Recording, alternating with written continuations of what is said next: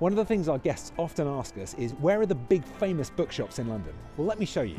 Firstly, you can't have missed the biggest bookshop chain in Britain, Waterstones. It started in the 1980s as an independent challenger, but it's now the big player with branches all over Britain.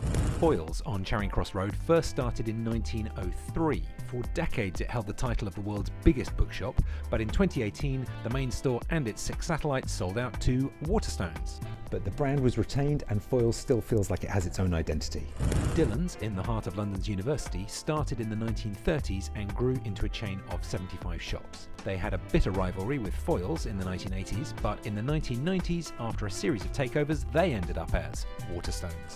The oldest bookshop in London is Hatchard's on Piccadilly. It's been trading since 1797.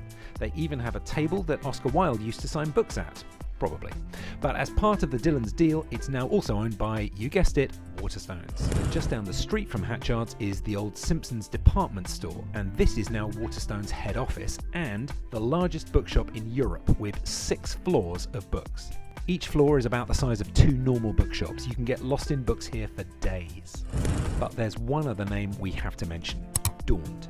Daunt Books started as an independent bookstore but grew to 10 stores, and it was such a success that they ended up headhunting James Daunt, the founder of Daunt Books, to be the CEO of Waterstones, and now he's also the CEO of American giant Barnes & Noble. Did you also want to know more about unique bookshops in London? Join us for part 2 on Wonders of London.